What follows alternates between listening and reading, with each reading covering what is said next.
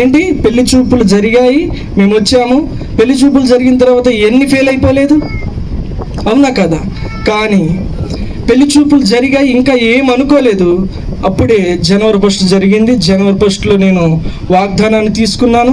వాగ్దానాన్ని తీసుకున్నప్పుడు దేవుడు నాకు చక్కటి వాగ్దానాన్ని ఇచ్చాడు. ప్రతిసారి చక్కటి వాగ్దానాన్ని ఇస్తాడు. ఏంటి, నీ ఆహారాన్ని నీ ప్రాణాన్ని దీవిస్తానని పోయిన సంవత్సరం ఇచ్చాడు. అంతకుముందు 2024 సంవత్సరంలో దేవుడు చక్కటి వాగ్దానాన్ని ఇచ్చాడు. నాకు అర్థం కాలే, ఏంటి ఈ వాగ్దానం ఎలా ఇచ్చాడు అనుకున్నాను. ఇట్లాగే వస్తాయేమో అనుకున్నాను, భావించాను.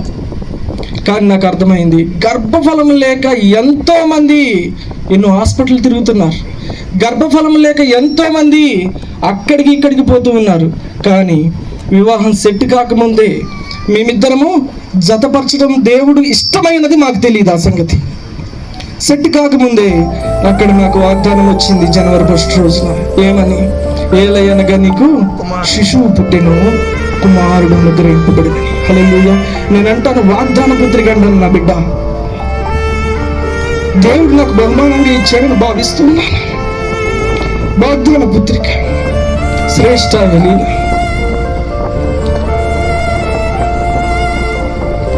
నిజంగా దేవుడు నా జీవితంలో ఎంత గొప్ప ఆశ్చర్యకార్యాలు చేస్తున్నాడు. నిదర్శనంగా నీకు బిడ్డనిస్తానని కూడా ముందే చెప్పాడు. ఆ తరువాత వివాహం జరిగింది. దేవుడు సంవత్సరం తిరగకుండా అదే 2024 డిసెంబర్ 20వ తారీఖున డెలివరీ అయ్యి మాకు పాపనిచ్చాడు దేవుడు. హల్లెలూయా, హల్లెలూయా.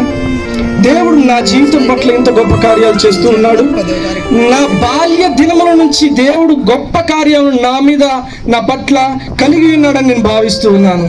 అదే రీతిగా నేను ఇలా ఉండాలని ముందుగానే ఉద్దేశించి వీరిద్దరి కడుపును నన్ను పుట్టించాడు. అందుకు నేను ధన్యతగా ఫీల్ అవుతూ ఉన్నాను. హల్లెలూయా.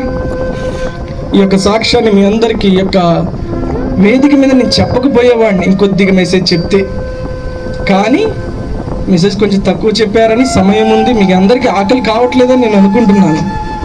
అందుకని ఈ యొక్క మెసేజ్, ఈ యొక్క సాక్ష్యాన్ని పంచుకోవడం జరిగింది.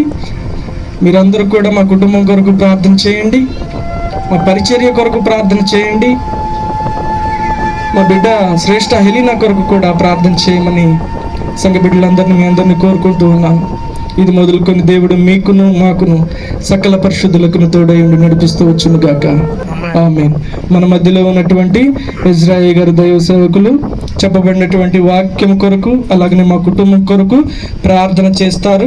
ప్రార్థన చేసిన తర్వాత ఈ యొక్క దీవెన, ఇప్పుడు వాక్యం చెప్పినటువంటి దేవుడయ్య గారు దీవెనిస్తారు.